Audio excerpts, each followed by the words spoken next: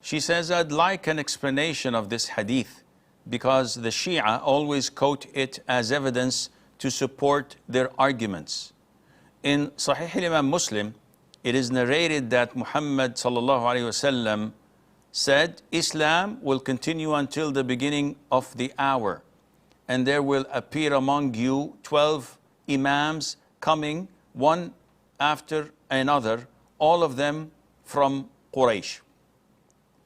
First of all, we as Muslims do not pay attention at all to whatever this deviant sect known as Shia say or claim, because we know that they are usually blatant liars and that they are not telling the truth, and they would hold information and they twist things. And one of the things that twisted is this hadith. The hadith states in the following words as per Sahih al-Imam Muslim and Sahih al-Imam al-Bukhari. Jabir ibn Samurah says, I went with my father to the Prophet ﷺ and I heard him say, this matter will not be over until 12 caliphs. And he said, Khalifa, not Imam. All from Quraysh. In another narration, Islam will still prevail and be strong and in honor up to 12 caliphs. And in another narration, this religion will still be strong, invincible, up to 12 caliphs. In Sahih al-Bukhari, the hadith was 12 amir, 12 rulers. So the word imam is not mentioned.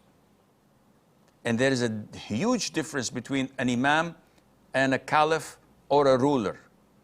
Because according to the Shia, an imam has an extra level of being obeyed, being an authority in religion, and that he would also add more to the world by being infallible. They believe that their imams never make mistakes. And all of this is, of course, not true. And a khalifa is a ruler. And he, as per the hadith, rules where Islam is invincible and honored and strong. And none of the 12 of the imams, so-called imams of the Shia, ever had this except for Ali. He's the only one who held a sword and protected his followers as a ruler, as the fourth guided, righteously guided Khalifa. May Allah be pleased with him. And the rest are not known to have ever reigned, let alone have the strength to protect their followers.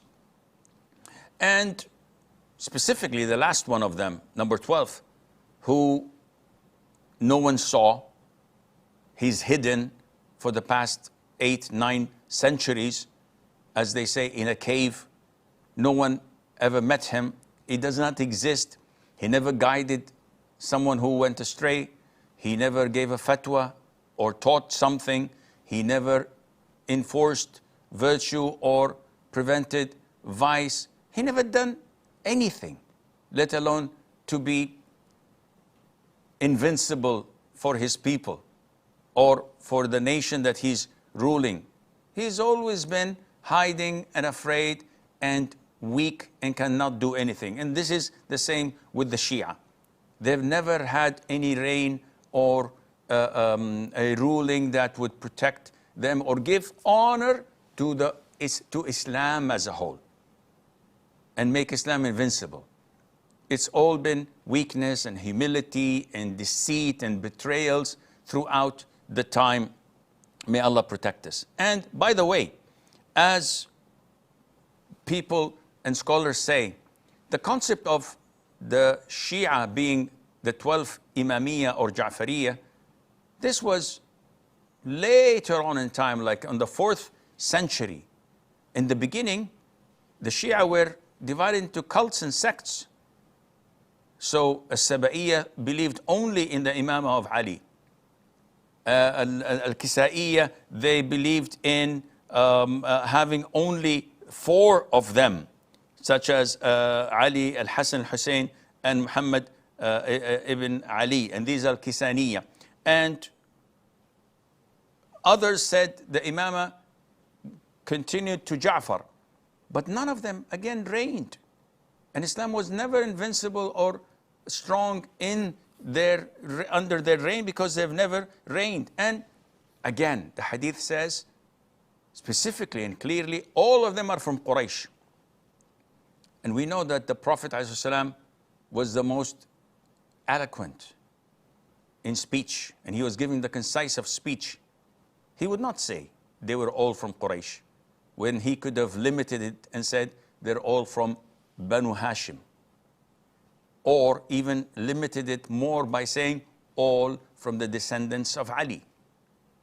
To widen it and say from Quraysh means that they're not from his descendants, which is the fact, and it is referring to Caliph. So again, we don't pay any attention to such tales and lies of the Shia trying to justify their falsehood.